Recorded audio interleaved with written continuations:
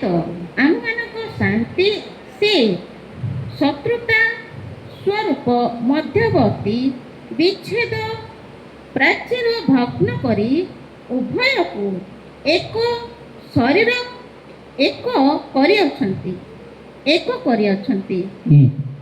ପୁଣି ବିଧି ବିଧାନଯୁକ୍ତ ଆଜ୍ଞାମୂଳକ ବ୍ୟବସ୍ଥାକୁ ଆପଣା ଶରୀରରେ ରହିତ କରିଅଛନ୍ତି, ଯେପରି ସେ ଶାନ୍ତି ସ୍ଥାପନ କରି ଉଭୟକୁ ଆପଣଠାରେ ଜଣେ ନୂଆ ଲୋକ ସ୍ୱରୂପେ ସୃଷ୍ଟି କରନ୍ତି। ଆଉ କୃଷ୍ଣ ଦ୍ୱାରା ପ୍ରିୟ ଭଉଣୀ ବହୁତ ଧନ୍ୟବାଦ, ସୁନ୍ଦର ଭାବେ ପଢ଼ି ସାହାଯ୍ୟ କରିଛନ୍ତି। ମନ ପରି ପ୍ରଭୁ ମନଟିଏ ଦିଅ, ଭଜିବି ତୁମ ଚରଣୀ। ଛାତି ତଳେ ପ୍ରଭୁ ହୃଦୟଟି ଦିଅ, ଜପୁଥିବି ତୁମ ନାମ। ମନ ପରି ପ୍ରଭୁ ମନଟିଏ ଦିଅ, ଭଜିବି ତୁମ ଚରଣେ। ଛାତି ତଳେ ପ୍ରଭୁ ହୃଦୟଟି ଦିଅ, ଜପୁଥିବି ତୁମ ନାମ। ମୋ ଦିନହୀନ ପାପୀ ମୋ ଅକିଞ୍ଚନ, ଓ ମୋ ଦିନହୀନ ପାପୀ ମୋ ଅକିଞ୍ଚନ। ମନ ପରି ପ୍ରଭୁ ମନଟିଏ ଦିଅ, ଭଜିବି ତୁମ ଚରଣେ। ଛାତି ତଳେ ପ୍ରଭୁ ହୃଦୟଟି ଦିଅ, ଜପୁଥିବି ତୁମ ନାମ। ଜପୁଥିବି ତୁମ ନାମ। ଦାଉଦଙ୍କୁ ପ୍ରଭୁ କଲ ମହାରାଜା, ସଲୋମନଙ୍କୁ ମହାଜ୍ଞାନୀ। ଦାଉଦଙ୍କୁ ପ୍ରଭୁ କଲ ମହାରାଜା, ସଲୋମନଙ୍କୁ ମହାଜ୍ଞାନୀ। ଅବ୍ରାହ୍ମଙ୍କୁ କଲ ଆଦି ପିତା, ଏଥରଙ୍କୁ ମହାରାଣୀ। ଅବ୍ରାହ୍ମଙ୍କୁ କଲ ଆଦି ପିତା, ଏଥରଙ୍କୁ ମହାରାଣୀ। ହେ ସଦା ପ୍ରଭୁ ଶୁଣ ନିବେଦନ, ହୋଏ ସଦା ପ୍ରଭୁ ଶୁଣ ନିବେଦନ। ମନ ପରି ପ୍ରଭୁ ମନଟିଏ ଦିଅ, ଭଜିବି ତୁମ ଚରଣେ।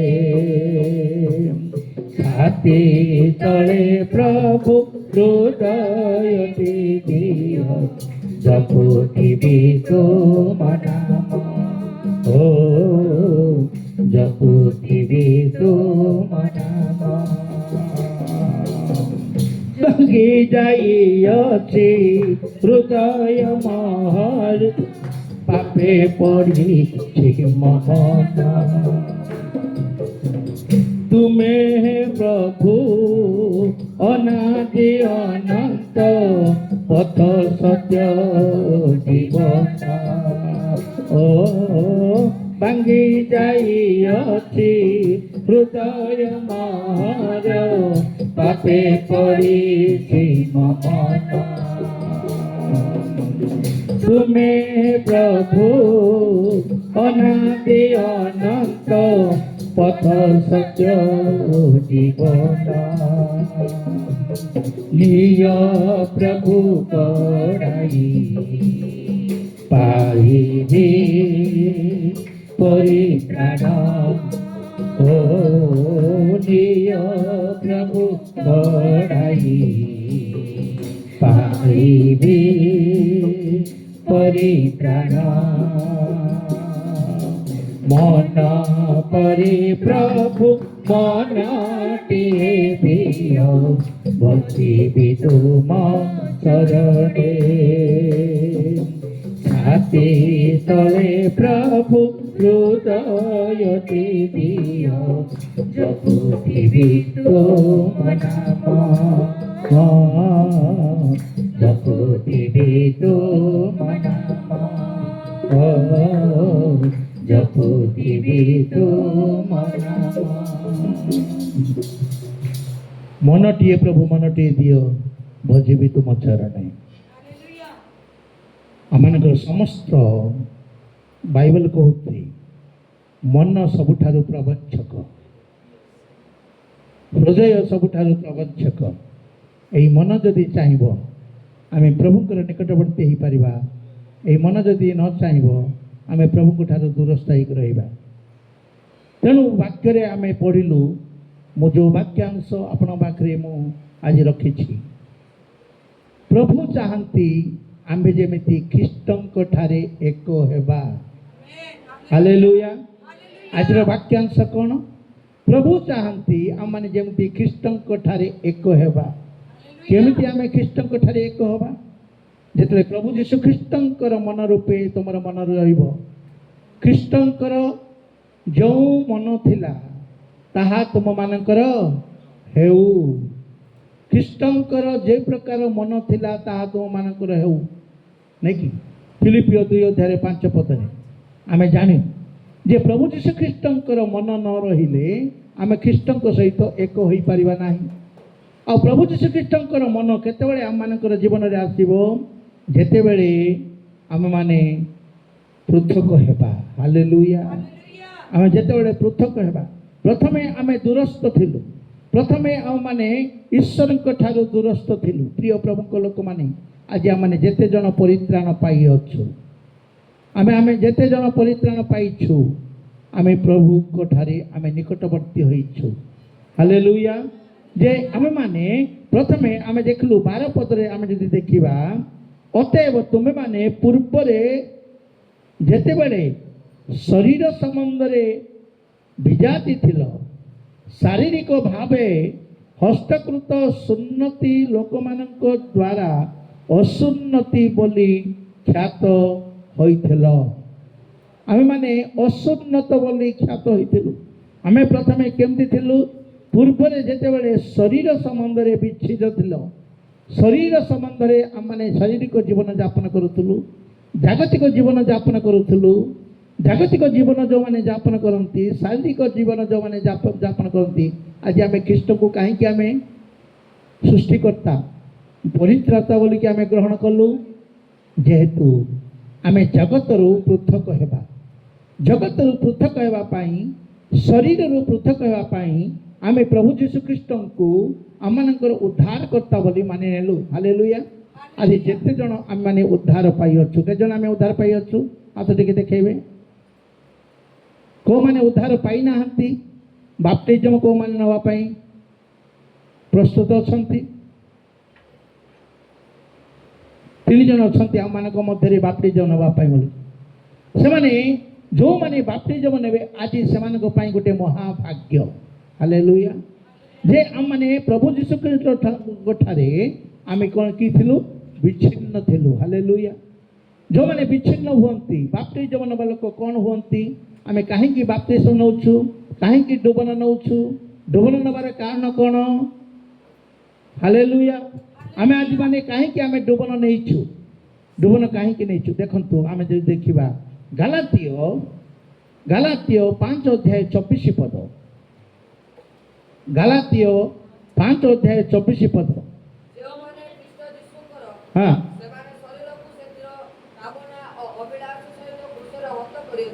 आमेन आउ थे पढ़ी दिंतु जो माने ख्रीष्ट जीशु सहित हाँ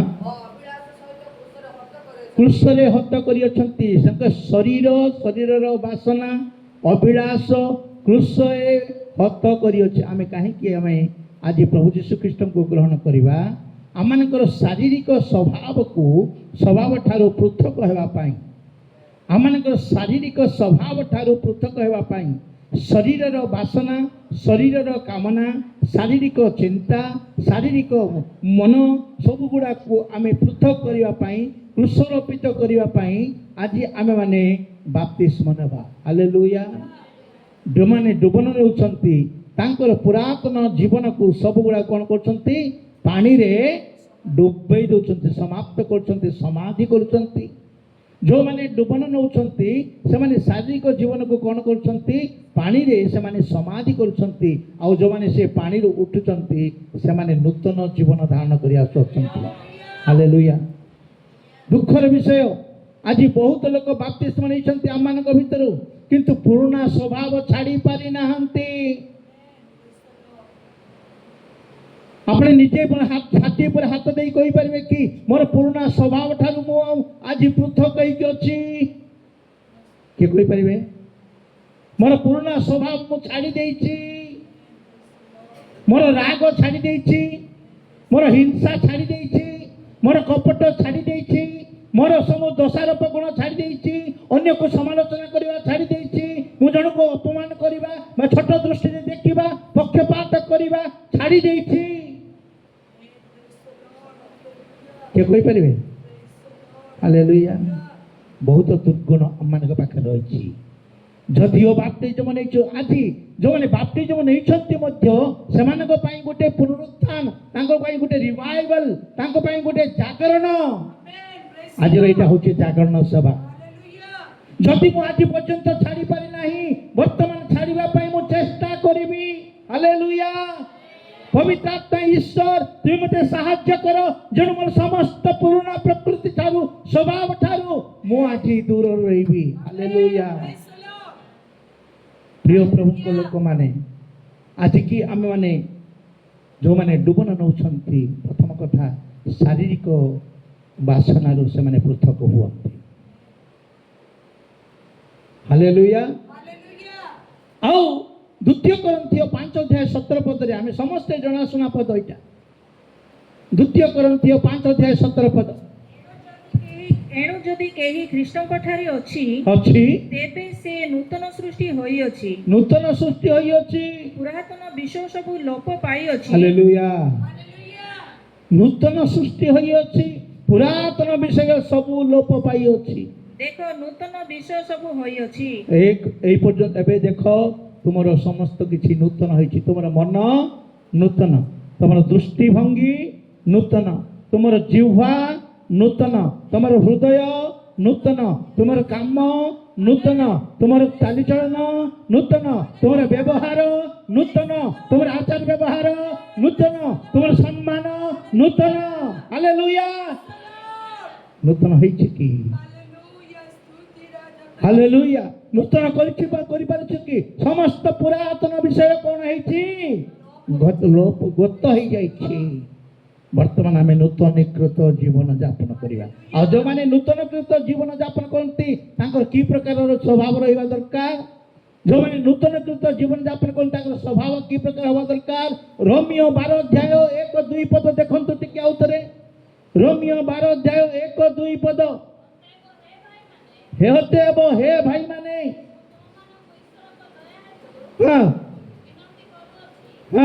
ତୁମେମାନେ ଆପଣା ଆପଣା ହଁ ଶରୀର ହଁ ସଜୀବ, ହଁ ପବିତ୍ର ହଁ ଓ ଈଶ୍ୱରଙ୍କର ସୁଗ୍ରାହ ବଳି ରୂପେ ହଁ ଉତ୍ସର୍ଗ କର।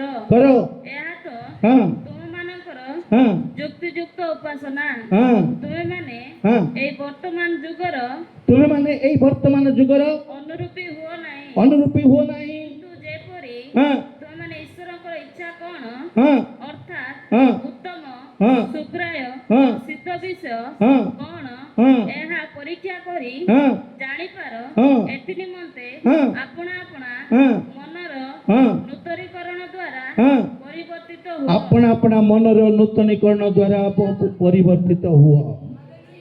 ହାଲେଲୁୟା।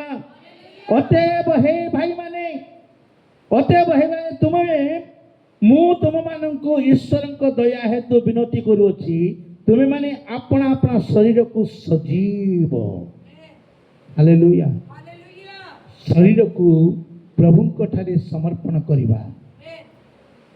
ଆମେ ଯେତେବେଳେ ଜଗତରେ ରହିଥିଲୁ ପାପ ପାଖରେ ଆମ ଶରୀରକୁ ସମର୍ପଣ କରିଥିଲୁ। ଯେତେବେଳେ ଆମେ ଜଗତରେ ରହିଥିଲୁ ଶୈତାନ ପାଖରେ ଆମ ଶରୀରକୁ ସମର୍ପଣ କରିଥିଲୁ। ଯେତେବେଳେ ଆମେ ଜଗତରେ ରହିଥିଲୁ ଆମର ମନ ବିଳାସ ମନ କାମନା ବାସନାରେ ଆମ ଜୀବନକୁ ସମର୍ପଣ କରିଥିଲୁ। ବର୍ତ୍ତମାନ ପ୍ରଭୁ ଯୀଶୁ ଖ୍ରୀଷ୍ଟଙ୍କ ଠାରେ ଅଛୁ। ଆମେ କାହାକୁ ସମର୍ପଣ କରିବା? କାହାକୁ? ପ୍ରଭୁ ଯୀଶୁ ଖ୍ରୀଷ୍ଟଙ୍କ ପାଖରେ ଜୀବନକୁ ସମର୍ପଣ କରିବା। କୋଉଠି ସମର୍ପଣ କରିବା? ସଜୀବ ରୂପେ ଆମେ ସମର୍ପଣ କରିବା। କି ପ୍ରକାର ସମର୍ପଣ କରିବା? ରୋମିଓ ଆମେ ଯଦି ପଢିବା ରୋମିଓ ତାର 6 ଅଧ୍ୟାୟ 12, 13, 14 ଟିକେ ପଢିଦେବେ ଦୟାକରି। ହଁ ହଁ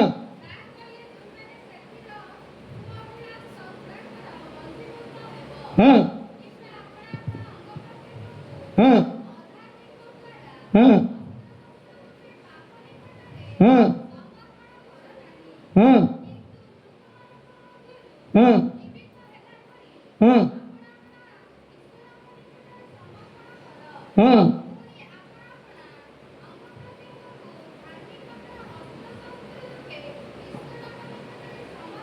अपना अंग प्रत्यंग केमती करिब?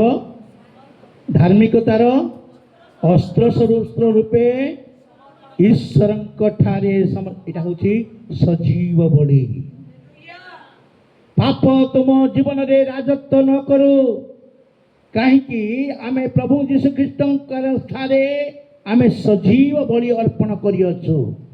शरीर को सजीव भावे अर्पण करियछु। हालेलुया। काहेकि आमे आम जो ईश्वर को आमे आराधना करछु की प्रकार ईश्वर से?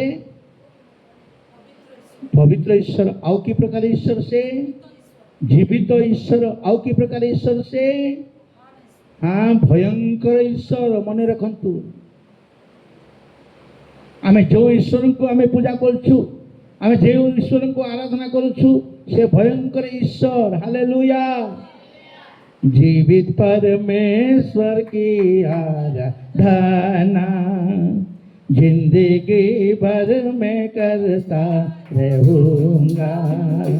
जीवित परमेश्वर की आराधना जिंदगी भर में करता रहूंगा। नया जीवन दिया यीशु, उस प्यार को कैसे भूलो। नया जीवन दिया यीशु, उस प्यार को कैसे भूलो। जीवित परमेश्वर की आराधना आमीन जिंदगी भर में करता रहूंगा। जीवित परमेश्वर की आराधना जिंदगी भर में करता रहूंगा। नया जीवन दिया यीशु, उस प्यार को कैसे भूलो। नया जीवन दिया यीशु, उस प्यार को कैसे भूलो। जीवित परमेश्वर की आराधना जिंदगी भर में करता रहूंगा। जीवित परमेश्वर की आराधना जिंदगी भर में करता रहूंगा।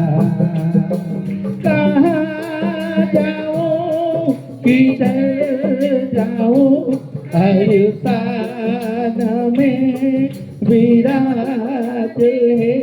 यीशु नाम में मेरा मुक्ति है। यीशु नाम में मेरा शांति है। कहाँ जाऊं किधर जाऊं हर स्थान में विराज है इस नाम में मेरा मुक्ति है इस नाम में मेरा शांति है मेरा जीवन का सोता है तू सारी पृथ्वी का मालिक है तू मेरा जीवन का दाता है तू सारी पृथ्वी का मालिक है तू नया जीवन दिया यीशु उस प्यार को कैसे भूलूं नया जीवन दिया यीशु उस प्यार को कैसे भूलूं जीवित परमेश्वर के आमेन स्तोत्रम मैं देता है दूंगा जीवित परमेश्वर के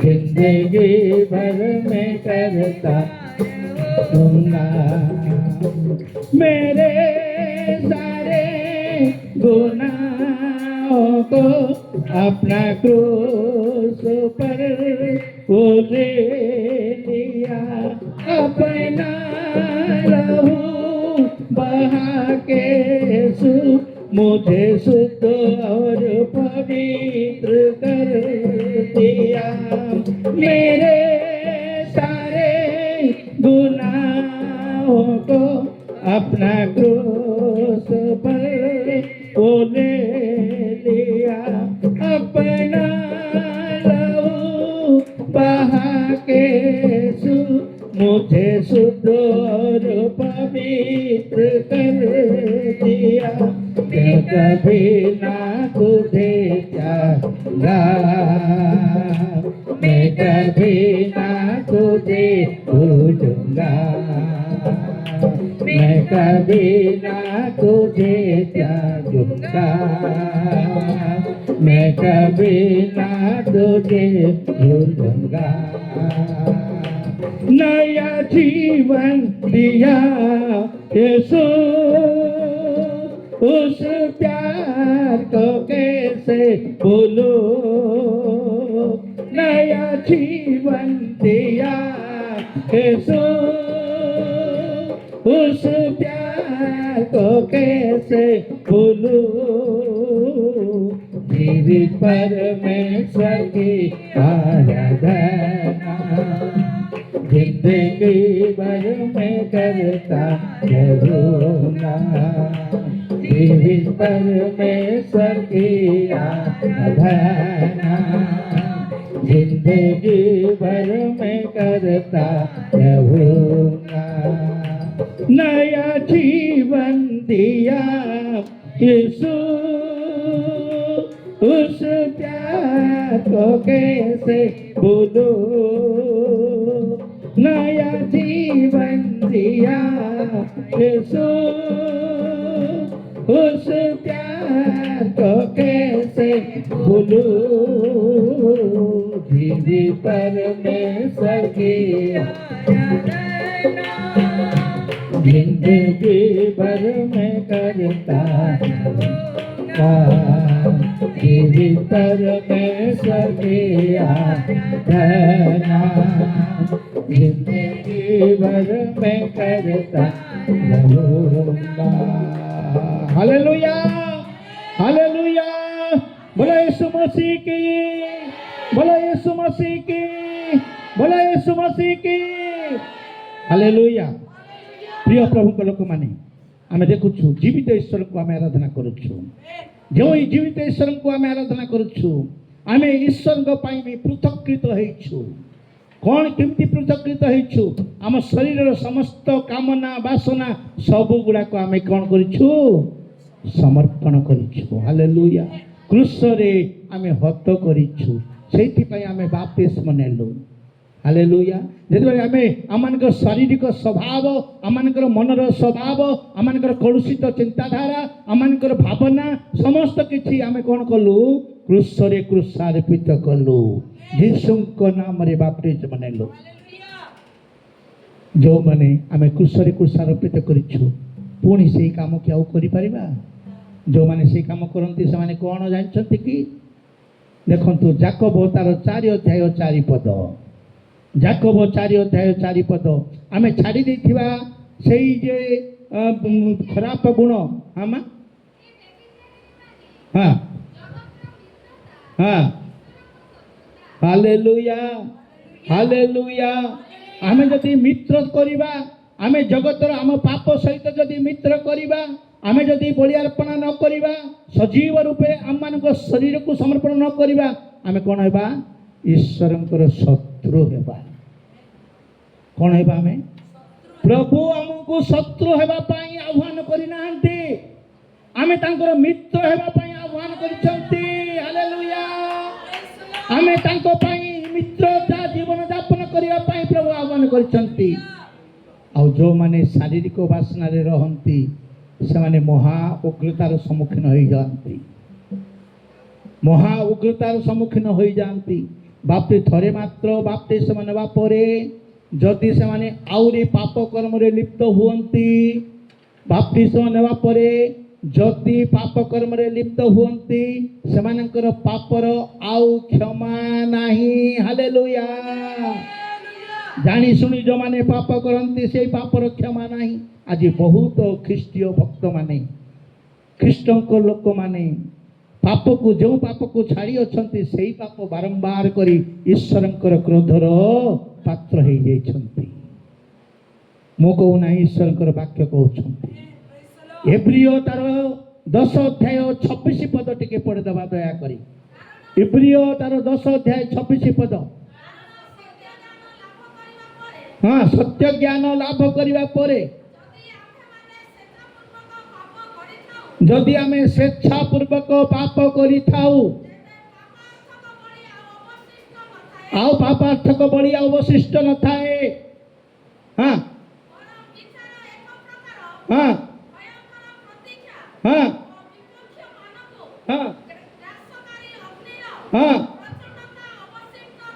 हालेलुया पापार्थक बलि आउ न थाए कौन थाए ईश्वरंकर उग्रता थाए जदि स्वेच्छापूर्वक आमे पाप करू जानी सुनी पाप करू एटा पाप बोली जानिबा सत्य मध्य पाप करू हालेलुया आजकल बहुत लोक बाप्तिस्म नहीं छंती आज्ञा व्यभिचार छाड़ी पारु नांती आज बहुत क्रिश्चियन बाप्तिस्म नहीं छंती आज्ञा मद पीवा छाड़ी नांती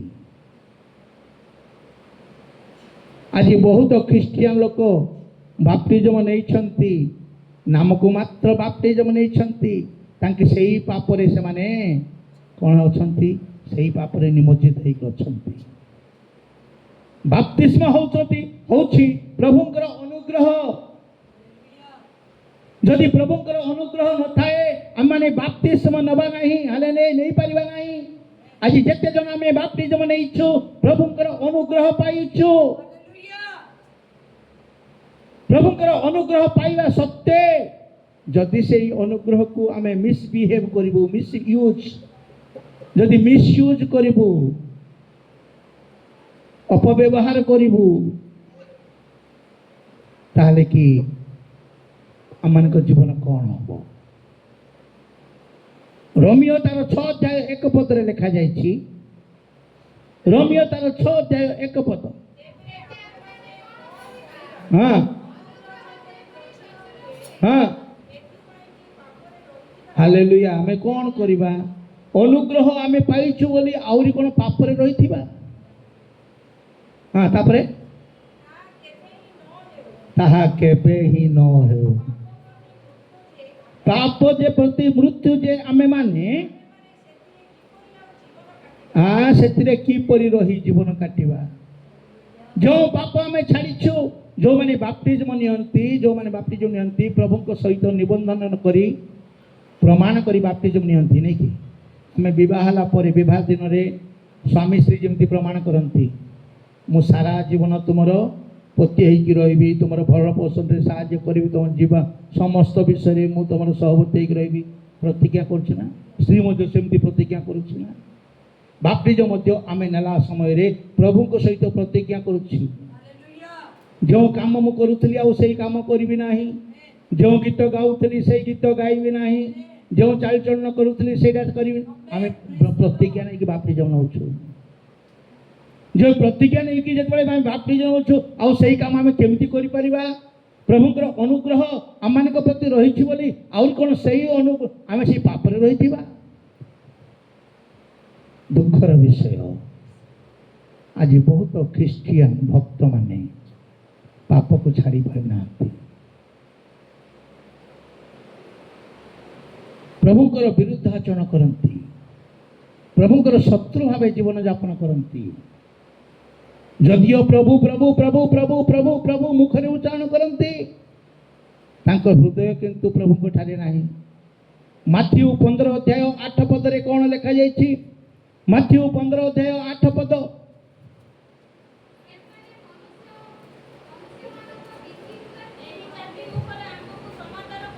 यही जाति मुखरे आम मान को समादर करती हाँ देखो कि प्रकार अच्छी आज ख्रीस्टियन से प्रकार मुखरे खाली समादर करती प्रभु तुम धन्यवाद तुम धन्यवाद तुम धन्यवाद तुम प्रशंसा किंतु हृदय प्रभु ठार बहुत दूर अच्छी हृदय प्रभु ठार बहुत दूर अच्छी प्रभु निकटवर्ती करने आह्वान कर प्रिय माने निकटवर्ती आमको होगा आह्वान कर दूरस्थ आम प्रथमे दूरस्थ हो प्रभु ठारे दूर हो तेणु प्रभु आम जो पद पढ़लु एफिसियो जो 2 अध्याय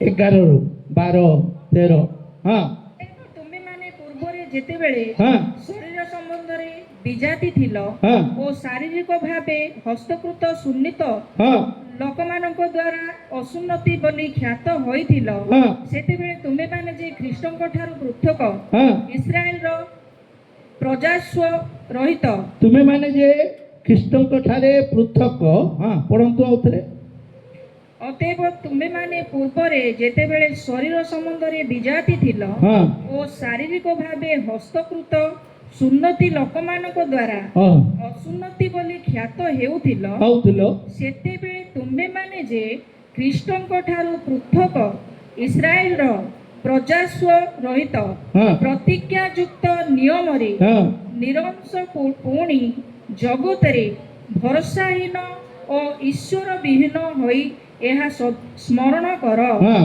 किंतु पूर्वे दूर रे थिलो जे तुमे माने एबे ख्रीष्टଙ୍କ ठारे ताहांको रक्त द्वारा निकटस्थ होई हालेलुया हालेलुया जोर करी हमें प्रभु को स्तुति करी ताली बजाय प्रभु को धन्यवाद करिबा पूर्वरे दूर जे थिले तुमे माने एबे यीशु ख्रीष्टଙ୍କ ठारे ताहांकर रक्त द्वारा निकटवर्ती होई अछो से दूर रहिथिबा कि आमे वर्तमान निजको निज परीक्षा करिबा आमे एबे कि प्रभुଙ୍କ ठारू दूर रे अछो ना तांकर निकटवर्ती होई अछो तांकर निकटवर्ती तांकर समीपवर्ती होई अछो ना जो दूर रे थिलु पूर्वे सेही दूर रे का अछो आमानकर जो कर्म धर्म किछि छाड़ी ना हो आमानकर स्वभाव के छाड़ी ना हो प्रभु कोठारे शत्रु भावे जीवन यापन करिछु प्रिय प्रभु को लोक माने प्रभु आमान को आह्वान करिसंती तांकर निकटवर्ती हेवा पाई कृष्ण कोठारे एक हेवा पाई तेणु आज की सही जीवन आम यापन करूँ बाप्तिस्म जे नहीं आमे माने आज जो माने बाप्तिस्म ने प्रभु को सहित गोटे निबंधन रखी बाप्तिस्म ने जे प्रभु मोर जो प्रकार स्वभाव थिला आउ से स्वभाव मोर जेमती दूर कर मो ठारू प्रार्थना पूर्वक जमी बाप्तिजम ने मुझे आगे मिछ कथा कहूली आउ से मिछ कथा ठारू मत दूर कर आज बहुत ख्रीस्टियान मिछ कथा छाड़ी ना आज बहुत ख्रीस्टियान निजर क्रेडिट को छाड़ी ना निजर बहादुरी निजे देखे होती ईश्वर के पाखे सम्मान नहीं जो सम्मान ईश्वर पाइबा दरकार से सम्मान आम ईश्वर को दौनु निजे सम्मान नौ ईश्वर सम्मान को काढ़ी नौ प्रभु कौन कहती मत जो माने सम्मान करिवे मु तांको सम्मान करिबी मत जो माने विसर्जन करिवे मु ताको विसर्जन करिबी प्रथम सामुएल 2 अध्याय 30 पद प्रथम सामुएल 2 अध्याय 30 पद टिके पढ़े दबा दया करी हाँ हाँ हाँ हाँ हाँ हाँ हाँ हाँ हाँ हाँ हाँ हाँ हाँ हालेलुया जो माने आंब को गौरव करती आमे ताको गौरव करिबा जो माने हमको तुच्छ ज्ञान करती आमे ताको तुच्छ ज्ञान करिबा आज बहुत ख्रीस्टान गोटे प्रश्न आज्ञा आम एते प्रार्थना करुछु आम प्रार्थनार जवाब आसुनाई कहीं जवाब आसो तुम ईश्वर को कि प्रकार गौरव दौछ तुम ईश्वर को कि प्रकार सम्मान दौछ मु प्रार्थना करुच्छे प्रार्थनार जवाब नहीं 40 दिन उपवास प्रार्थना कली 80 दिन उपवास 120 दिन उपवास प्रार्थना कली मोर समस्या तो जाऊ नहीं प्रभु को तुम कि प्रकार गौरव करुछ कि प्रकार महिमा करुछ प्रभु तुम प्रार्थना शुणवे आम ईश्वर प्रार्थना श्रवणकारी ईश्वर से प्रार्थना कहीं शुणुना निज को निजे प्रश्न पचार कहीं मोर प्रार्थना ईश्वर अग्राह्य हो प्रिय प्रभु लोक मैंने आज बाप्तिस्म नापी जो मैंने नहीं नेबे निजे को निजे प्रश्न करंतु मु कि ईश्वर समीपवर्ती ना दूरवर्ती कि बर्तमान मध्य अच्छी 14 पद कौन लिखुंट कारण से 2 अध्याय 14 पद 2 अध्याय 14 पद एफिसी कारण से तो आम मान शांति से शत्रुता स्वरूप हाँ मध्यवर्ती हाँ विच्छेद प्राचीर भग्न करी हाँ उभय को एक करियछन्ति हालेलुया आम मान को एक करिया पई प्रभु यीशु ख्रीष्ट केते सह्य करथिले तांको जीवन देइथिले क्रूसरे पितांक सहित आमको एक करवा पई मुगी तांकर मूल्य क्रूसर मूल्य को मु रखिछि बेखातर भावे जीवन यापन करुछि केयरलेस भावे जीवन यापन करुछि प्रभु जीशु ख्रीष्ट जो माने कष्ट सह्य करथिले सेही कष्ट को आज की मु ग्रहण करुछि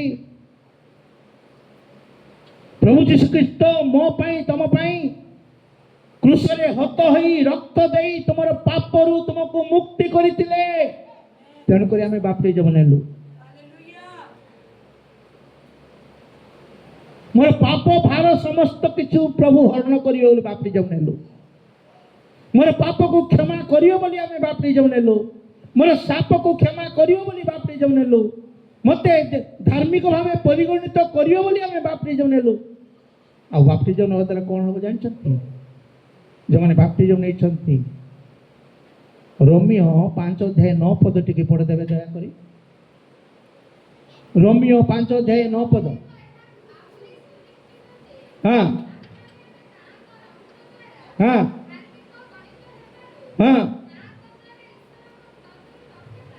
हालेलुया ତାହାଙ୍କ ଦ୍ୱାରା ଈଶ୍ୱରଙ୍କ କ୍ରୋଧରୁ ରକ୍ଷା ପାଇବା। ଯେଉଁମାନେ ବାପ୍ତିସ୍ମ ନେଇଛନ୍ତି ତାହାଙ୍କ ରକ୍ତ ଦ୍ୱାରା ସେମାନେ କ'ଣ ହେଇଛନ୍ତି? ଧାର୍ମିକ ଗଣିତ ହେଇଛନ୍ତି। ଈଶ୍ୱରଙ୍କ ରକ୍ତ ଦ୍ୱାରା ଧାର୍ମିକ ଗଣିତ ହେଇଛନ୍ତି। ତାଙ୍କ ଜୀବନରେ କୌଣସି ଉଗ୍ରତା କାମ କରିବ ନାହିଁ। ଶୈତାନର ଶକ୍ତି, ଯଦି ଆପଣ ପ୍ରକୃତ ଭାବେ ବାପ୍ତିସ୍ମ ନେଇଛନ୍ତି, ଶୈତାନର ଶକ୍ତି ଆପଣଙ୍କୁ ଆକ୍ରମଣ କରିପାରିବ ନାହିଁ। ହାଲେଲୁୟା। କୌଣସି ପାପ ଆପଣଙ୍କୁ ଛୁଇଁ ପାରିବ ନାହିଁ। କୌଣସି ଶୈତାନ ଦୁମ୍ବ ଭୂତ ପ୍ରେତ ଆତ୍ମା ଆପଣଙ୍କୁ ସ୍ପର୍ଶ କରିପାରିବ ନାହିଁ। ଯେଉଁମାନେ ବାପ୍ତିସ୍ମ ନେଇଛନ୍ତି କୌଣସି ପ୍ରେତ ଆତ୍ମା ବା ଶୈତାନର ଶକ୍ତି ନେଇ ତାକୁ ଯେମିତି ସ୍ପର୍ଶ କରିବ। ହାଲେଲୁୟା। ତେଣୁ ପ୍ରଥମ ଯୋହନ ଆମେ ଯଦି ପଢ଼ିବା, ପ୍ରଥମ ଯୋହନ 3:8 ଯେ ପାପ କରେ, ହଁ ହଁ ହଁ ହଁ ହଁ ହଁ ଆମେନ୍। ଶୈତାନର କାର୍ଯ୍ୟକୁ ବିନାଶ କରିବା ପାଇଁ ଈଶ୍ୱରଙ୍କର ପୁତ୍ର ଏ ଜଗତକୁ ଆସିଅଛନ୍ତି। Hallelujah hallelujah. ଶୈତାନର କୌଣସି ଶକ୍ତି ନାହିଁ। ହାଲେଲୁୟା।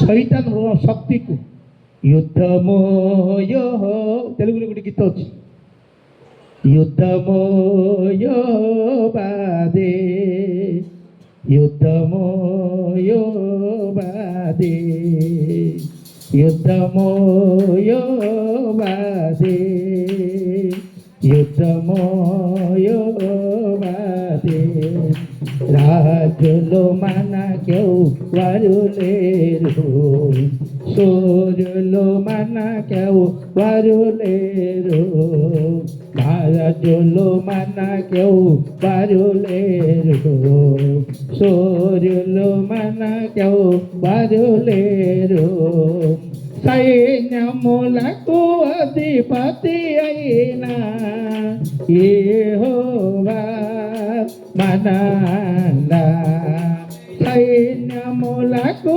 అధిపతి అయిన యెహోవా మనందా, యుద్ధమోయ బాదే యుద్ధమోయ బాదే యుద్ధమోయ బాదే యుద్ధమోయ బాదే రాజులు మనకెవ్వరు లేరు, సూర్యులు మనకెవ్వరు లేరు, రాజులు మనకెవ్వరు లేరు, సూర్యులు మనకెవ్వరు లేరు, సైన్యములకు అధిపతి అయిన యెహోవా మనందా,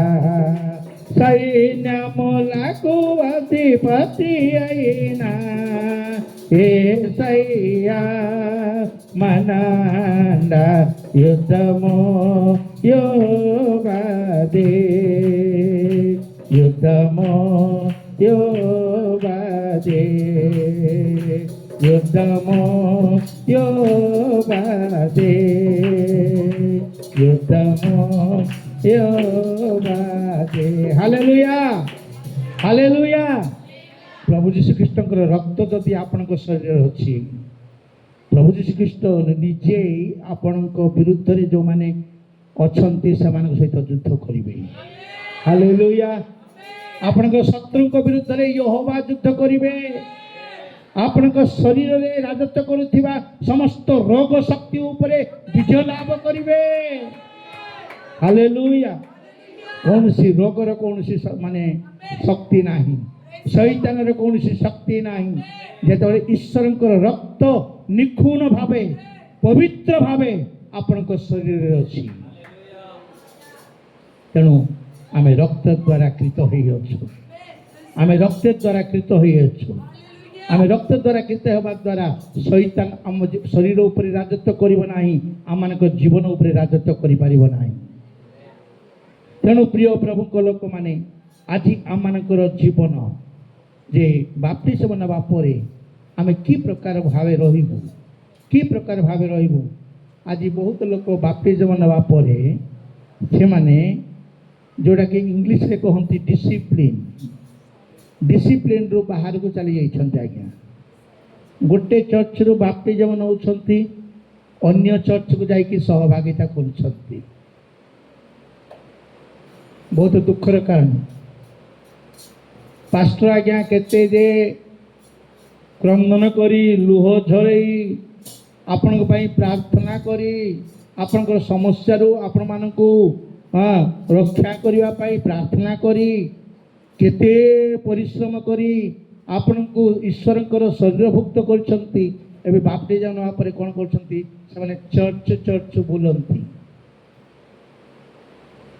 ପ୍ରଭୁ ଆଶୀର୍ବାଦ କରିବେ। ଜଣେ ସ୍ୱାମୀର ଜଣେ ସ୍ତ୍ରୀ ନା, ଜଣେ ସ୍ତ୍ରୀର ଜଣେ ସ୍ୱାମୀ ହେବ ନା ସମସ୍ତେ ତାଙ୍କ ସ୍ୱାମୀ ହେବେ? ମୁଁ ଯେଉଁ ଚର୍ଚ୍ଚରେ ମୁଁ ବାପ୍ତିସ୍ମ ନେଇଛି ସେଇ ଚର୍ଚ୍ଚ ସହିତ ମୁଁ ସହଭାଗିତା କରିବା ଦରକାର। ଆଜି ବହୁତ ଖ୍ରୀଷ୍ଟିଆନ ବିଭ୍ରାନ୍ତ ହୋଇ ପଡ଼ିଛନ୍ତି। ଟିଭି ଖ୍ରୀଷ୍ଟିଆନ ହେଇଯାଇଛନ୍ତି ବେଶୀ ଲୋକ। ଟିଭିରେ ଚାକ ଚମକ ଦେଖିକି ବହୁତ ଲୋକ ଟିଭିକୁ ବେଶୀ ସମ୍ମାନ କରନ୍ତି ନିଜ ଚର୍ଚ୍ଚକୁ ଛାଡ଼ିକି। ଟିଭିର ପ୍ରଚାରକ ମାନଙ୍କୁ ସେମାନେ ଅଫରିଂ ପଠାନ୍ତି, ଦାନ ଦଶମାଂଶ ପଠାନ୍ତି। ନିଜର ଚର୍ଚ୍ଚ ଯେ ଏତେ କଷ୍ଟ କରି ଯେଉଁ ପାଷ୍ଟର ତାଙ୍କ ପାଇଁ ଆଶୁ ବୁହାଇ ପ୍ରାର୍ଥନା କରୁଛନ୍ତି, ଲୁହ ଝରାଇ ପ୍ରାର୍ଥନା କରୁଛନ୍ତି, ତାଙ୍କୁ ଦେଉନାହାନ୍ତି ଦାନ ଦଶମାଂଶ। ହାଲେଲୁୟା। ଆଜି ଆମମାନଙ୍କର ଜୀବନ କେମିତି? ବାପ୍ତିସ୍ମ ନେବା ଲୋକ ଗୋଟେ କ୍ରମ ଶୃଙ୍ଖଳାବଦ୍ଧ ହେବା ଦରକାର। ପ୍ରଥମ କଥା ହେବ ବାପ୍ତିସ୍ମ ନେବା କେମିତି ଶୃଙ୍ଖଳା? ବିଶ୍ୱାସୀର ଶୃଙ୍ଖଳା କ'ଣ, ଡିସିପ୍ଲିନ୍ କ'ଣ? ପ୍ରଥମେ ତାଙ୍କ ଶରୀରକୁ ପାପ ମୁକ୍ତ ରଖିବେ। ଦ୍ୱିତୀୟ କଥା ତାଙ୍କ ଜୀବନକୁ କି ପ୍ରକାର ରଖିବେ ଦେଖନ୍ତୁ। ଆଉ ଗୋଟେ ସେଇ ରୋମିଓ 12 ଅଧ୍ୟାୟ, ସେଇ ରୋମିଓ 12 ଅଧ୍ୟାୟ। ହେ ଭାଇମାନେ, ହଁ ହଁ ହଁ ହଁ ହଁ ହଁ ହଁ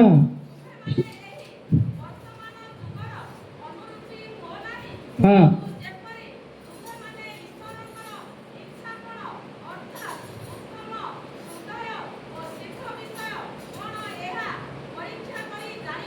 ହାଲେଲୁୟା। ଏଇଠି ଦ୍ୱିତୀୟ ବିଷୟରେ କ'ଣ କହୁଛନ୍ତି? ତୁମେ ଏଇ ବର୍ତ୍ତମାନ ଯୁଗର ଅନୁରୂପୀ ହୁଅ ନାହିଁ, ସଂସାରର ଅନୁରୂପୀ ହୁଅ ନାହିଁ, ଜଗତର ଅନୁରୂପୀ ହୁଅ ନାହିଁ। ପ୍ରଥମ କଥା ଆମେ କ'ଣ କହିଲୁ? ଶରୀରକୁ କ୍ରୁଶବିଦ୍ଧ କରିବୁ। ଦ୍ୱିତୀୟ କଥା କ'ଣ? ଜଗତର ବାସନାକୁ କାମନାକୁ କ୍ରୁଶବିଦ୍ଧ କରିବ। ଶରୀରର କାମନାକୁ କ୍ରୁଶବିଦ୍ଧ କରିବ। ଦ୍ୱିତୀୟ ବିଷୟ ହେଲା ଜଗତର ବାସନା କାମନାକୁ କ୍ରୁଶବିଦ୍ଧ କରିବ। ଗାଲାତୀୟ 6 ଅଧ୍ୟାୟ 14 ପଦରେ ଦେଖନ୍ତୁ। ଗାଲାତୀୟ 6 ଅଧ୍ୟାୟ 14 ପଦ। ହଁ ହଁ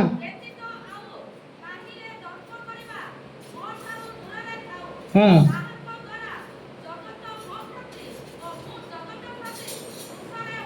ହାଲେଲୁୟା। ତାହାଙ୍କ ଦ୍ୱାରା ମୁଁ ଜଗତ ମୋ ପ୍ରତି କ୍ରୁଶରେ ରୋପିତ ହୋଇଅଛି। ଜଗତର କୌଣସି ପ୍ରକାର ମାୟା, କୌଣସି ପ୍ରକାର ମମତା କିମ୍ବା କୌଣସି ପ୍ରକାର ଜଗତର ଜାଗତିକତା ତୁମକୁ ଯେମିତି ସ୍ପର୍ଶ ନ କରୁ। Hallelujah hallelujah. ଜଗତରେ କ'ଣ ଅଛି? ପ୍ରଥମ ଯୋହନ 2 ଅଧ୍ୟାୟ 15-16 ପଦରେ ଜଗତରେ କ'ଣ ଅଛି? ସେଇ ଜଗତ ଜାଗତିକତା ତୁମକୁ ସ୍ପର୍ଶ ନ କରୁ। ହଁ ହଁ ହଁ ହଁ।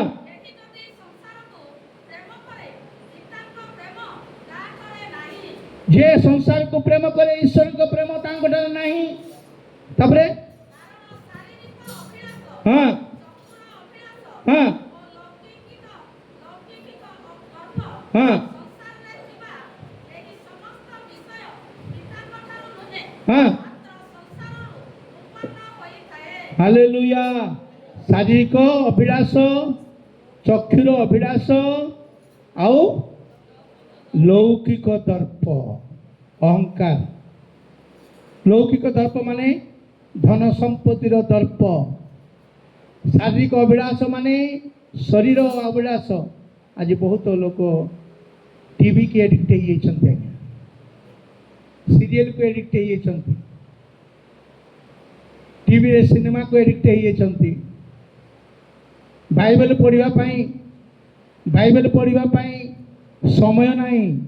ସିନେମା ଦେଖିବା ପାଇଁ ରାତି ସାରା ନିଦ ନଥାଇକି ସିନେମା ଦେଖିବେ। କାହାକୁ ବେଶୀ ପ୍ରେମ କର? ଜଗତକୁ ପ୍ରେମ କରୁଛ ନା ଟିଭି କି ବେଶୀ ପ୍ରେମ କରୁଛ? ଜଗତକୁ ପ୍ରେମ କରୁଛ ନା ସେଲ ଫୋନକୁ ବେଶୀ ପ୍ରେମ କରୁଛ? ରାତି ସାରା ସେଲ ଫୋନ ଦେଖିକି ନିଦ ନ ଆସିଲେ ମୋତେ ପଢ଼ିବାର ନାହିଁ, ନେଇକି ବାଇବେଲ ପଢ଼ିବା ପାଇଁ ଆଖି ନିଦ ଆସୁଛି। କାହାକୁ ପ୍ରେମ କରୁଛ? ମୋବାଇଲ। ପ୍ରିୟ ପ୍ରଭୁଙ୍କ ଲୋକମାନେ ବାଇବେଲକୁ ବେଶୀ ପ୍ରେମ କରୁଛ? ଯେଉଁ ବାଇବେଲ ତୁମକୁ ଜୀବନ ଦେବ। ହାଲେଲୁୟା।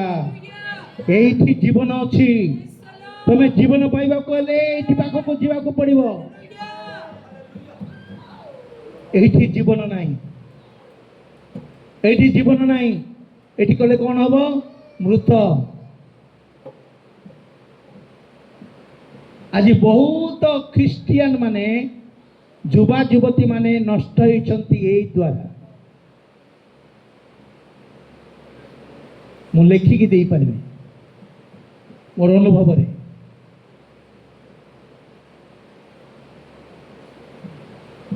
ସେଲକୁ ବେଶୀ ପ୍ରେମ କରି ତାଙ୍କ ଜୀବନକୁ, ଆତ୍ମିକ ଜୀବନକୁ ଧୂଳିସାତ କରିଦେଇଛନ୍ତି। ମା ବାପାର କଥା ଶୁଣିବାକୁ ମଧ୍ୟ ବାଧ୍ୟ ନୁହନ୍ତି। ସାଙ୍ଗସାଥିର କଥା, ମା ବାପା ଠାରୁ ତାଙ୍କ ସାଙ୍ଗସାଥି ତାଙ୍କୁ ବଡ଼ ପିଢ଼ି।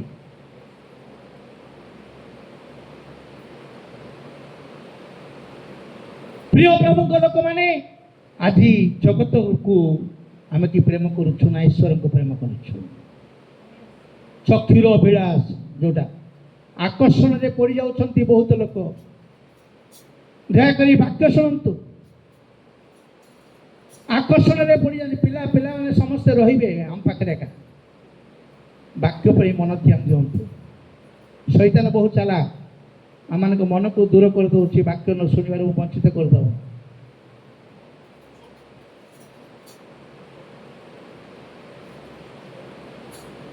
ପ୍ରିୟ ପ୍ରଭୁଙ୍କ ଲୋକମାନେ ଆଜି ଆମମାନଙ୍କର ଜୀବନରେ ଆମେ କାହାକୁ ପ୍ରଥମ ସ୍ଥାନ ଦେଉଛୁ?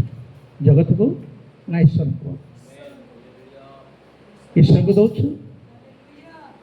ହାଲେଲୁୟା। ଯଦି ପ୍ରଥମ ସ୍ଥାନ ଈଶ୍ୱରଙ୍କୁ ଦେବା, ତାହେଲେ ଈଶ୍ୱରଙ୍କ କଥା ଶୁଣିବା। ଯେଉଁମାନେ ଜଗତକୁ ପ୍ରେମ କରନ୍ତି, ଜାଗତିକତା, ତୁମେମାନେ ଏ ବର୍ତ୍ତମାନ ଯୁଗର ଅନୁରୂପୀ ହୁଅ ନାହିଁ। ବର୍ତ୍ତମାନ ଯୁଗର ଅନୁରୂପୀ ଲୋକ ମାନେ ଜଗତର ଅନୁରୂପୀ ହୁଅ ନାହିଁ। ଆମେ ତ ଜଗତ, ତମେ ପ୍ରଶ୍ନ ପଚାରି ପାର, ଆଜ୍ଞା ଆମେ ତ ଜଗତ ଭିତରେ ଅଛୁ, ମାନେ ଜଗତ ଅନୁସାରେ ନ ଚାଲିଲେ କେମିତି? ଆଜ୍ଞା ଆପଣ ପ୍ରଶ୍ନ ପଚାରି ପାରିବେ। ଜଗତରେ କେମିତି ରହିବ ଗୋଟେ ଖ୍ରୀଷ୍ଟିଆନ? ବନ୍ଧରେ ଏବେ ପଦ୍ମ ଫୁଲ ଯେମିତି ରହେ, ବନ୍ଧ ଦେଖିଛନ୍ତି ପରା, ପୋଖରୀ, ତାର ପଦ୍ମ ଫୁଲ, ପଦ୍ମ ପାଖୁଡ଼ା ଉପରେ ଯଦି ପାଣି ପଡ଼ିବ, ସେ ପାଣି ରହିବ କି ସେଠି? କ'ଣ ହବ? ଗଡ଼ିକି ପଳେଇଯିବ। ଜଗତରେ ଖ୍ରୀଷ୍ଟିଆନ ମଧ୍ୟ ସେମିତି ରହିବା ଦରକାର। ଜଗତରେ ସେ ଖ୍ରୀଷ୍ଟିଆନ ରହିଥିବ କିନ୍ତୁ ଜାଗତିକତା ତାକୁ ସ୍ପର୍ଶ କରିବ ନାହିଁ। ଜାଗତିକତା ତାକୁ ସ୍ପର୍ଶ କରିବ ନାହିଁ। ଜଗତର କୌଣସି ପ୍ରକାର ଚିନ୍ତା। ଆଜି ବହୁତ ଲୋକ ଖ୍ରୀଷ୍ଟିଆନ ମାନେ ହିନ୍ଦୁ ପର୍ବ ଆସିଲେ ହିନ୍ଦୁ ହେଇଯାଆନ୍ତି, ମୁସଲମାନ ପର୍ବ ଆସିଲେ ମୁସଲମାନ ହେଇଯାଆନ୍ତି, ଖ୍ରୀଷ୍ଟିଆନ ପର୍ବ ଆସିଲେ ଖ୍ରୀଷ୍ଟିଆନ ହେଇଯାଆନ୍ତି। ସେଇ ପ୍ରକାର କି ଆମର ଜୀବନ।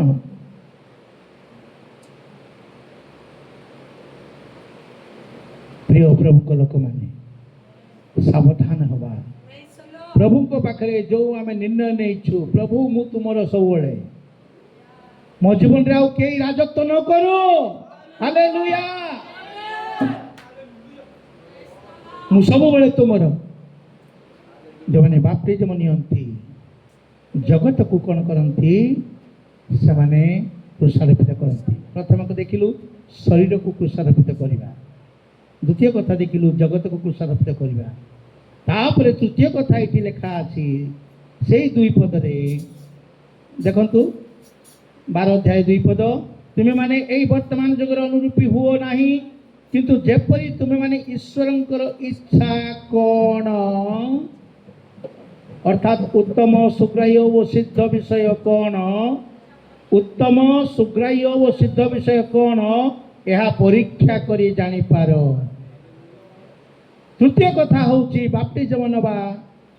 ଯେଉଁମାନେ ଆମେ ବାପ୍ତିଜମ ନେଇଛୁ ଈଶ୍ୱରଙ୍କର ଇଚ୍ଛା ଅନୁସାରେ ଚାଲିବା, ନିଜର ଇଚ୍ଛା ଅନୁସାରେ ଚାଲିବା ନାହିଁ। ଆଜ୍ଞା, କାହାର ଇଚ୍ଛା ଅନୁସାରେ ଚାଲିବା? ମୋ ଜୀବନ ମୋର ଇଚ୍ଛା ଚଳିବ ନାହିଁ। ମୋର ମୁଖ ମୋର ଇଚ୍ଛା, ମୋର ପାଟି ମୋର ଇଚ୍ଛା, ମୁଁ ଯାହା କହିପାରିବି ମୋର ଇଚ୍ଛା, ମୋର ଜିଭ ମୋର ଇଚ୍ଛା। ହାଲେଲୁୟା। ଆମେ କାହା ଇଚ୍ଛା ଅନୁସାରେ ଚାଲିବା? ଈଶ୍ୱରଙ୍କର ଇଚ୍ଛା ଅନୁସାରେ ଚାଲିବା। ସେଇଥିପାଇଁ ଆମମାନଙ୍କୁ ପ୍ରଭୁ କିଣିଛନ୍ତି। ହାଲେଲୁୟା। ପ୍ରଥମ କରିନ୍ଥିୟ ତାର 6 ଅଧ୍ୟାୟ 19-20 ପଦ। ପ୍ରଥମ କରିନ୍ଥିୟ ତାର 6 ଅଧ୍ୟାୟ। ତୁମମାନଙ୍କ ଶରୀର ଯେ ଈଶ୍ୱରଙ୍କ ଠାରୁ ପ୍ରାପ୍ତ, ତୁମମାନଙ୍କର ଅନ୍ତର୍ବାସୀ ପବିତ୍ର ଆତ୍ମାଙ୍କ ମନ୍ଦିର, ଏହା କ'ଣ ଜାଣ ନାହିଁ?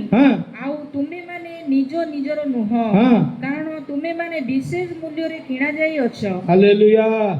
ତୁମେମାନେ ନିଜେ ନିଜର ନୁହଁ, ବିଶେଷ ମୂଲ୍ୟରେ ତୁମେ କିଣା ଯାଇ। ଦେଖନ୍ତୁ, ମୁଁ କି ମୋର କି ଆପଣ କି ଆପଣଙ୍କର? ଯେତେବେଳେ ଆପଣଙ୍କର ଥିଲେ ଆପଣଙ୍କର ଥିଲେ, ବର୍ତ୍ତମାନ ଆପଣ ଆପଣଙ୍କର ନୁହନ୍ତି। ଆପଣ କାହାର? ଈଶ୍ୱରଙ୍କର। ଈଶ୍ୱର ଆପଣଙ୍କ ଶରୀରକୁ ମୂଲ୍ୟ ଦ୍ୱାରା କିଣିଛନ୍ତି। ତେଣୁ ଆପଣଙ୍କର ଇଚ୍ଛା ଅନୁସାରେ ଆପଣ ଚାଲିପାରିବେ ନାହିଁ। ମୋର ଇଚ୍ଛା ବୋଲି କହିପାରିବେ ନାହିଁ। ମୋ ଜୀବନ ମୋର ଇଚ୍ଛା, ମୋର ଜୀବନ ମୋର ଇଚ୍ଛା, ମୁଁ ଯେମିତି ଚାଲିବି ମୋର ଇଚ୍ଛା ଆପଣ କହିପାରିବେ ନାହିଁ। ଯେହେତୁ ଈଶ୍ୱରଙ୍କର ରକ୍ତ ଦ୍ୱାରା କ୍ରୀତ ହୋଇଛନ୍ତି ଆପଣ। ଯୋଉଟା ସିଦ୍ଧ, ଯୋଉଟା ଶୀଘ୍ରାହ୍ୟ, ଈଶ୍ୱରଙ୍କର ଇଚ୍ଛା କ'ଣ ଜାଣି ତମେ ଚାଲିବ।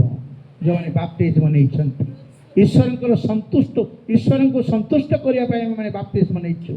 ନିଜକୁ ସନ୍ତୁଷ୍ଟ କରିବା ପାଇଁ ନୁହେଁ, ନିଜକୁ ସନ୍ତୁଷ୍ଟ କରି ଚାଲିବା ପାଇଁ ନୁହେଁ। ପ୍ରିୟ ପ୍ରଭୁଙ୍କ ଲୋକମାନେ, ସେଟା ହେଉଛି ପ୍ରକୃତ ଉଦ୍ଦୀପନା। ଆମମାନଙ୍କ ଜୀବନରେ ଜାଗରଣ ଆସେ କି ଆମେ ନିଜ ଇଚ୍ଛା ଅନୁସାରେ ଚାଲୁଛୁ ନା ଈଶ୍ୱରଙ୍କର ଇଚ୍ଛା ଅନୁସାରେ ଚାଲୁଛୁ? ବର୍ତ୍ତମାନ ଆମେ ଏଠି କାହାର ଇଚ୍ଛା ଅନୁସାରେ ଚାଲୁଛୁ? ହାଲେଲୁୟା। କାହାର ଇଚ୍ଛା ଅନୁସାରେ ଚାଲୁଛୁ? ପ୍ରିୟ ପ୍ରଭୁଙ୍କ ଲୋକମାନେ, ଆଜି ଆମମାନଙ୍କର ଗୋଟେ ନିର୍ଣ୍ଣୟ ନେବା ଦରକାର। ଆଜି ଆମମାନଙ୍କ ଜୀବନରେ ଗୋଟେ ନିର୍ଣ୍ଣୟ ନେବା, ପ୍ରଭୁ ତୁମ ଇଚ୍ଛା ଅନୁସାରେ ଚାଲିବାଟା ମୋତେ ଶିଖାଅ। ଦାଉଦ ପ୍ରାର୍ଥନା କରିଥିଲେ, ପ୍ରଭୁ ତୁମ ଇଚ୍ଛା ଅନୁସାରେ ଚାଲିବାଟା ମୋତେ ଶିଖାଅ ବୋଲି। ବର୍ତ୍ତମାନ ଆପଣ ମଧ୍ୟ ପ୍ରାର୍ଥନା କରିବା ଆବଶ୍ୟକ। ଆମେମାନେ ସମସ୍ତେ ପ୍ରାର୍ଥନା କରିବା ଆବଶ୍ୟକ ଯେ ପ୍ରଭୁ ତୁମର ଇଚ୍ଛା ମୋତେ କ'ଣ ଶିଖାଅ, ତୁମ ଇଚ୍ଛା ଅନୁସାରେ ଚାଲିବି ମୋତେ ଶିଖାଅ।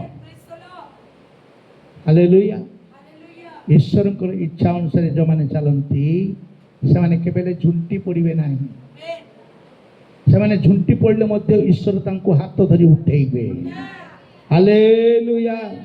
ଯେଉଁମାନେ ଈଶ୍ୱରଙ୍କର ଇଚ୍ଛା ଅନୁସାରେ ଚାଲନ୍ତି, ଯେଉଁମାନେ ଈଶ୍ୱରଙ୍କର ସହିତ ଚାଲନ୍ତି, ଝୁଣ୍ଟି ପଡ଼ିଲେ ମଧ୍ୟ ପଡ଼ିଗଲେ ମଧ୍ୟ ପ୍ରଭୁ ତାଙ୍କୁ ଉଠେଇବେ। हालेलुया।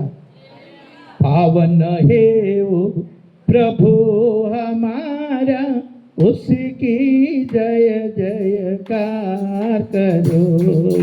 मेरे बल खाओ बल है न्यारा, उसकी जय जयकार करो। जय हो जय हो जय जय जय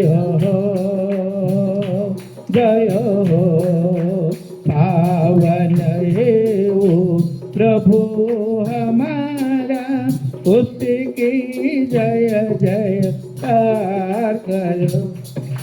मेरी बल खाओ बल है न्यारा, उसकी जय जयकार करो। जय हो जय हो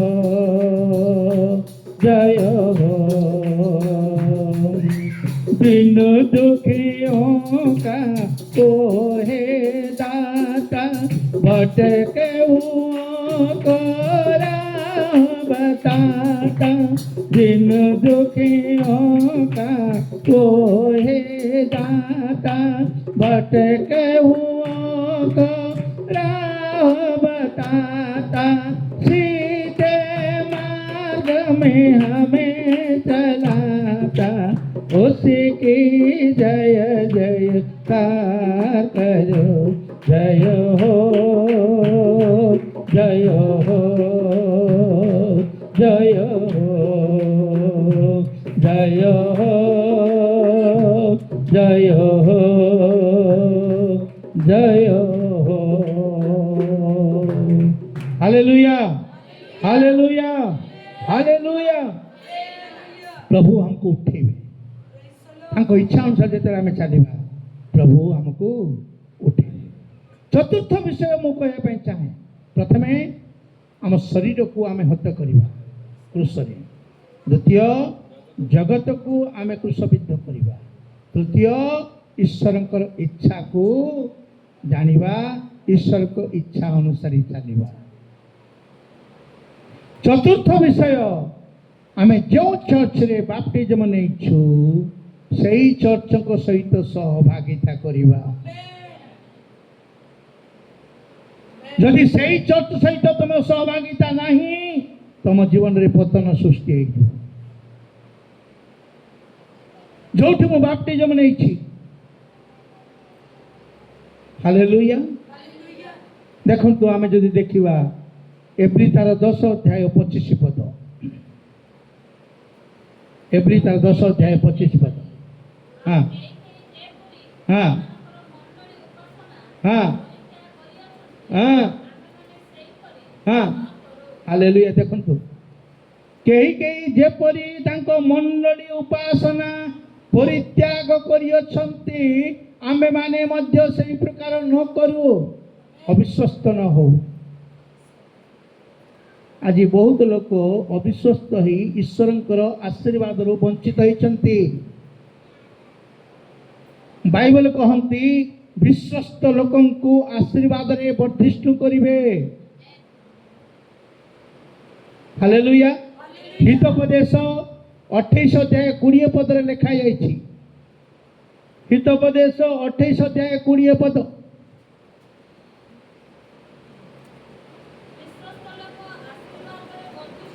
हाँ, जो माने विश्वस्त लोक मु जो मंडली रे बाप्तिस्म नहीं सही मंडली प्रति मु विश्वस्त हेबी, विश्वस्त हेबी। जदि आपण विश्वस्त हेबे प्रभु आशीर्वाद करिवे। आज बहुत लोक मंडली परित्याग करिसंती, एही मंडली रे बाप्तिस्म नहीं छंती, अन्य मंडली को चली जाइछंती। मंडली छाड़ी देइछंती, पास्टर आज्ञा को छाड़ी देइछंती, तांको जीवन रे आशीर्वाद आसीबो नाही। डिसिप्लिन नथिले आशीर्वाद हबो नाही। जो मंडली रे आपण माने बाप्तिजम नउछंती सेही मंडली सहित संपर्क रखंतु। प्रभु आपण को उत्तर उत्तर आशीर्वाद करिवे।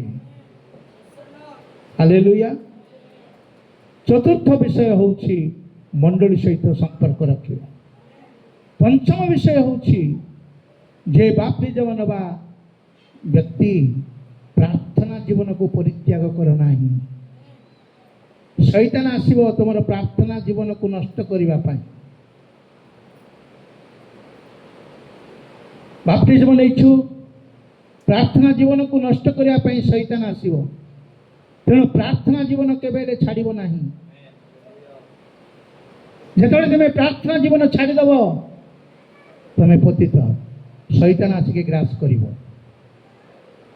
हालेलुया। कलस्य 4 अध्याय 2 पद रे लिखा जायछि। कलस्य 4 अध्याय 2 पद। हाँ हाँ। हालेलुया। प्रार्थना रे एकत्र भावे निविष्ट थाओ। बहुत समय बाप्तिजम नहीं गलु प्रार्थना जीवन जो छाड़ीदवा शैतान आसिक आमको आक्रमण कर। प्रार्थना द्वारा ईश्वर शक्ति पाइबा। प्रार्थना जीवन छाड़ीदे कौन हम शैतान को आम सुजोग दबा। आज बहुत लोक प्रार्थना जीवन छाड़ी देइछंती। बाप्तिजम नवा लोक बाप्तिस्म पाइबा लोक मध्य प्रार्थना जीवन छाड़ी शैतान तांको जीवन रे अटैक करुछि। प्रभु को सहित सहभागिता को छाड़ी दबा। तापरे ईश्वर वाक्य को आमे हृदय रे रखिबा। प्रचुर भावे आम हृदय रे रखिबा। जो माने बाप्तिस्म नहीं छंती आज जिते आम बाप्तिजम नौछु बा नहींछु आगे केते वाक्य आपण ध्यान करछन केते मुखस्थ कंठस्थ करछन। विश्वासी परिपक्व विश्वासी हवा दरकार। जदि गोटे विश्वासी गोटे दिन गोटे वाक्य जदि से मुखस्थ कर कंठस्थ करिवो 30 दिन रे केतेटा वाक्य मुख कंठस्थ करिवो 30 टा।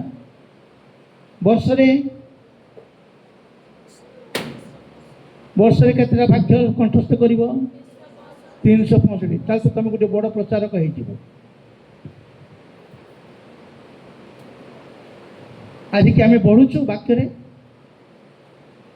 कम से कम दिन को गोटे वाक्य मु आज कंठस्थ करी तापर मु खाइबी नले आज खाइबा बंद। ए प्रकार निर्णय नहीं कि करछंती।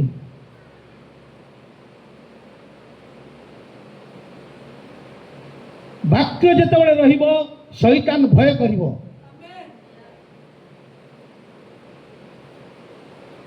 बहुत समय प्रार्थना को शैतान डरिबो नाही किंतु वाक्य को जदि आप पाखे रही शैतान भयभीत चुप रही। प्रभु जीशु ख्रीष्ट वाक्य द्वारा शैतान को दूर करते। वाक्य को ध्यान कर। बाप्तिस्म नेबा पर आज बहुत लोक बाप्तिस्म खाली रविवार आसले एका बाइबल हमको मन पड़ू आ सप्ताह 7 दिन बाइबल सहित संपर्क ना। बाप्तिस्म नहीं आज्ञा विश्वासी चर्च को जाऊँचे प्रत्येक दिन कि बाइबल अध्ययन कर समय ना आज्ञा आ सब समय अच्छी वाक्य पढ़ाई समय नहीं प्रार्थना करने समय ना कि प्रकार पढ़ी मु शरीर को हृष्टपुष्ट करने जमी खाद्य खाऊच चिकेन ना भात जीवनी मटन ना भात जीवनी माछ ना भात जीवनी बिरियानी ना भात जीवनी नहीं कि चलबनी आत्मा को तुम से खाद्य दबनी। आत्मार खाद्य कौन ईश्वर वाक्य। ଈଶ୍ୱରଙ୍କର ବାକ୍ୟ ଦ୍ୱାରା ତୁମ ଆତ୍ମାକୁ ପରିତୃପ୍ତ କରିବ ନାହିଁ। ତେଣୁ ପ୍ରିୟ ପ୍ରଭୁଙ୍କ ଲୋକମାନେ, ଆଜି ଆମେମାନେ ବାକ୍ୟକୁ କି ପ୍ରକାର ସ୍ଥାନ ଦେଉଛୁ? ସମସ୍ତେ ପଢ଼ିବା ଲୋକ ବାଇବଲ ସହିତ ସମ୍ପର୍କ ନାହିଁ। ସପ୍ତାହରେ ଥରେ ବାଇବଲ ଧରିକି ଆସିବି ଚର୍ଚ୍ଚକୁ, ନହେଲେ ଉପବାସ ପ୍ରାର୍ଥନାରେ ଥରେ ଆସି ରହିବି, କିନ୍ତୁ ମୋର ବ୍ୟକ୍ତିଗତ ଜୀବନରେ ବାଇବଲ ଅଧ୍ୟୟନ କରିବି ନାହିଁ। ସକାଳୁ ଉଠିକି ବାଇବଲର ମୁଖ ଦେଖିବି ନାହିଁ। 104:5 ଗୀତ 105 ଗୀତ ସଂହିତା 4 ପଦେ କ'ଣ ଲେଖା ହେଇଛି? ଗୀତ ସଂହିତା 105:4 105:4 ହଁ ହଁ ଶୁଣନ୍ତୁ, ସଦା ପ୍ରଭୁଙ୍କର ତାହାଙ୍କର ପରାକ୍ରମର ଅନ୍ୱେଷଣ କର, ଆଉ ସଦା ସର୍ବଦା ତାଙ୍କର ମୁଖର ଅନ୍ୱେଷଣ କର। କ'ଣ ମୁଖ? ପ୍ରଭୁଙ୍କର ମୁଖ କୋଉଠି ଦେଖାଯିବ? ତାଙ୍କର ମୁଖକୁ ଅନ୍ୱେଷଣ କରୁଛ? ଏବେ ତ ଶରୀର ଅବସ୍ଥାରେ ନାହାନ୍ତି ପ୍ରଭୁ ଯୀଶୁଖ୍ରୀଷ୍ଟ। ବାକ୍ୟ ରୂପୀ ଈଶ୍ୱର ହେଇକି ଅଛନ୍ତି, ଆତ୍ମା ରୂପୀ ଈଶ୍ୱର ହେଇକି ଅଛନ୍ତି। ପ୍ରଭୁ ଯୀଶୁଖ୍ରୀଷ୍ଟଙ୍କୁ ଦର୍ଶନ କରିବା ପାଇଁ କୋଉଠିକି ଯିବାକୁ ହବ? ବାକ୍ୟ ପାଖକୁ। ଯଦି ବାକ୍ୟକୁ ସ୍ଥାନ ନ ଦେବି, ତାହେଲେ ତାଙ୍କୁ କେମିତି ଅନ୍ୱେଷଣ କରିବି? ପ୍ରିୟ ପ୍ରଭୁଙ୍କ ଲୋକମାନେ, ଆମେ ବାପ୍ତିସ୍ମ ନେଇଛୁ। ବର୍ତ୍ତମାନ ଆଜି ମଧ୍ୟ କେତେଜଣ ପିଲା ବାପ୍ତିସ୍ମ ନେବେ। ବାପ୍ତିସ୍ମ ନେବାର ପଦ୍ଧତି ମୁଁ ଆପଣମାନଙ୍କୁ କହିଲି। ଜଣେ ପ୍ରକୃତ ଖ୍ରୀଷ୍ଟିଆନ ବା ଈଶ୍ୱରଙ୍କୁ ସନ୍ତୁଷ୍ଟ କରିବାର ବିଶ୍ୱାସୀ ଆମେ କି ପ୍ରକାର ହେବା? ପ୍ରଥମ କଥା, ଆମ ଶରୀରକୁ ଦମନ କରିବା। ଦ୍ୱିତୀୟ କଥା, ଜଗତର ଅନୁରୂପୀ ହେବା ନାହିଁ। ତୃତୀୟ କଥା, ଈଶ୍ୱରଙ୍କର ଇଚ୍ଛା କ'ଣ ଆମେ ଜାଣିବା, ଇଚ୍ଛା ଅନୁସାରେ ଜୀବନଯାପନ କରିବା। ଚତୁର୍ଥ କଥା, ପ୍ରାର୍ଥନାଶୀଳ ଜୀବନଯାପନ କରିବା। ପଞ୍ଚମ କଥା, ଈଶ୍ୱରଙ୍କର ବାକ୍ୟକୁ ଧ୍ୟାନ କରିବା। ଷଷ୍ଠ କଥା, ଯେଉଁଠି ଆମେ ବାପ୍ତିସ୍ମ ନେଇଛୁ ସେହି ସହଭାଗିତାରେ ଆମେ ରହିବା। ଆଉ ଶେଷ କଥା, ପବିତ୍ର ଜୀବନଯାପନ କରିବା। ଆମ ଜୀବନକୁ କେହି ଯେମିତି ଦୋଷାରୋପ ନ କରୁ। ଆମେ କି ପ୍ରକାର ଦେଖନ୍ତୁ, ଗୋଟେ କଥା, ମାଥିଉ ତାର 5:16 ପଦ। ମାଥିଉ ତାର 5:16 ପଦ। ମାଥିଉ ତାର 5:16 ପଦ। ହଁ,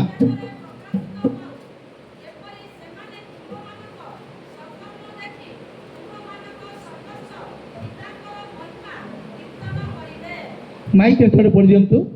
ସେହି ପ୍ରକାରେ ହଁ ତୁମମାନଙ୍କର ଆଲୋକ ହଁ ଲୋକଙ୍କ ସାକ୍ଷାତରେ ପ୍ରକାଶ ପାଉ, ହଁ ଯେପରି ସେମାନେ ହଁ ତୁମମାନଙ୍କର ସତ୍କର୍ମ ଦେଖି ତୁମମାନଙ୍କ ସ୍ୱର୍ଗସ୍ଥ ପିତାଙ୍କର ମହିମା କୀର୍ତ୍ତନ କରିବେ। ଯେଉଁପରି ସେମାନେ ତୁମର ସତ୍କର୍ମ ଦେଖି। ହାଲେଲୁୟା। କ'ଣ ଦରକାର ଏଠି? ଆମମାନଙ୍କର ସତ୍କର୍ମ କାହାକୁ ଦେଖେଇବା?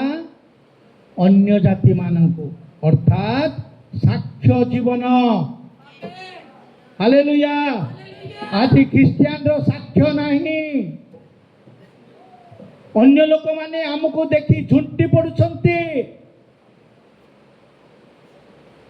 ତୁମର ସତ୍କର୍ମ ଦ୍ୱାରା ତୁମ ପିତାଙ୍କୁ ସେମାନେ ସମ୍ମାନ କରିବେ। ବାପ୍ତିସ୍ମ ନେବା ଲୋକର ସାକ୍ଷ୍ୟ ଦରକାର। ମୋ ଜୀବନରେ ଯଦି ସାକ୍ଷ୍ୟ ନାହିଁ, ମୁଁ କାହାକୁ ଆକର୍ଷଣ କରିପାରିବି ନାହିଁ, ଅନ୍ୟ କାହାକୁ ପ୍ରଭୁଙ୍କ ପାଖକୁ ଆଣିପାରିବି ନାହିଁ। ଆଜି ମୋତେ ଦେଖି ଲୋକମାନେ କ'ଣ କହନ୍ତି? ଦେଖ, ଏଇଟା ମାନେ ଚର୍ଚ୍ଚ ମେ ଦୂତ ବାହାର ମେ ଭୂତ, ଏମିତି କହନ୍ତି କି? ଚର୍ଚ୍ଚରେ ବହୁତ ହ୍ୱାଇଟ୍ ମାନେ ହ୍ୱାଇଟ୍ ହେଇକି ଆସିବି, ପେଣ୍ଟିକୋଷ୍ଟ, ହଁ, ବାହାରକୁ ଗଲେ ଭୂତ। ଏମିତି ଗାଳି ଗୁଡ଼ା ମୋ ମୁହଁରୁ ବାହାରିବ, ଏମିତି କଥାଭାଷା ବାହାରିବ। ଇଏ କି ଦେଖ, ଏବେ ଆରାଧନା କରିକି ଆସିଲେ ଏଇ ଲୋକ କି ପ୍ରକାର ବାବା, କି ପ୍ରକାର ସାକ୍ଷ୍ୟ। ହାଲେଲୁୟା। ଗାଁ ନିର୍ମଳ କୋଉଠି ଦେଖାଯାଏ? କୋଉଠି? ଧୋବା ତୋଠରେ।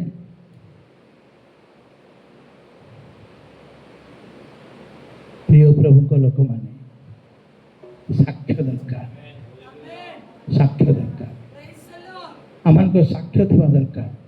ବାପ୍ତିଜମ ନେଉଛୁ, ଏବେ ପିଲାମାନେ ବାପ୍ତିଜମ ନେବେ, ତାଙ୍କ ଚର୍ଚ୍ଚରେ ସେମାନେ ସାକ୍ଷ୍ୟ, ତାଙ୍କ କଲେଜରେ ବା କଲେଜ ଯାଉଛନ୍ତି ବା ସ୍କୁଲ ଯାଉଛନ୍ତି, ସେଇଠି ଯାଇକି ସାକ୍ଷ୍ୟ ବହନ କରିବା ଦରକାର। ତାଙ୍କୁ ଦେଖି ଅନ୍ୟମାନେ ପ୍ରଭୁଙ୍କ ପାଖକୁ ଆସିବା ଦରକାର, କିନ୍ତୁ ସେମାନେ ତାଙ୍କ ଭଳି ହେଇଯିବା ଦରକାର ନୁହଁ।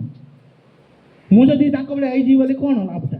ପ୍ରଭୁଙ୍କୁ ଚିନ୍ତା ମାନେ ମାନି କ'ଣ ହେଲା? ପ୍ରିୟ ପ୍ରଭୁଙ୍କ ଲୋକମାନେ, ପ୍ରଭୁ ଆଶୀର୍ବାଦ କରନ୍ତୁ।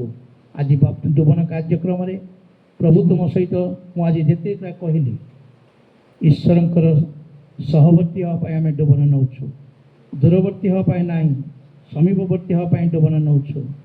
ପାପକୁ ଦୂର କରିବା ପାଇଁ ଆମେ ଡୁବନ ନେଉଛୁ, ଆମ శాపକୁ ଛାଡ଼ିବା ପାଇଁ ଡୁବନ ନେଉଛୁ, ପବିତ୍ର ଜୀବନ କାଟିବା ପାଇଁ ଡୁବନ ନେଉଛୁ, ନୂତନ ଜନ୍ମ ପାଇବା ପାଇଁ ଡୁବନ ନେଉଛୁ, ଆମେ ସହଭାଗିତାରେ ରହିବା ପାଇଁ ଡୁବନ ନେଉଛୁ, ବାଇବଲକୁ ପଢ଼ିବା ପାଇଁ ଡୁବନ ନେଉଛୁ, ପ୍ରାର୍ଥନାଶୀଳ ଜୀବନ କାଟିବା ପାଇଁ ଡୁବନ ନେଉଛୁ, ଈଶ୍ୱରଙ୍କର ଇଚ୍ଛାକୁ ଜାଣିବା ପାଇଁ ଡୁବନ ନେଉଛୁ, ଜଗତ ଠାରୁ ଦୂର ହେବା ପାଇଁ ଡୁବନ ନେଉଛୁ, ଆଉ ସାକ୍ଷ୍ୟ ଜୀବନ ଯାପନ କରିବା ପାଇଁ ଡୁବନ ନେଉଛୁ। ପ୍ରଭୁ ତୁମମାନଙ୍କୁ ସମସ୍ତଙ୍କୁ ଆଜି ଆଶୀର୍ବାଦ କରନ୍ତୁ।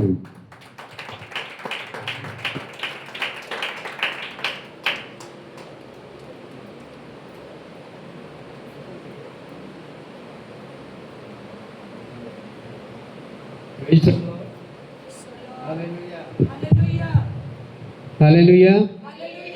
प्रभु का नाम धन्यवाद दिए, बहुत सुंदर शिक्षा। प्रभु का दासों को धन्यवाद देवी जे विषय मान मध्य परमेश्वर अनुग्रह हेतु वर्तमान गत सप्ताह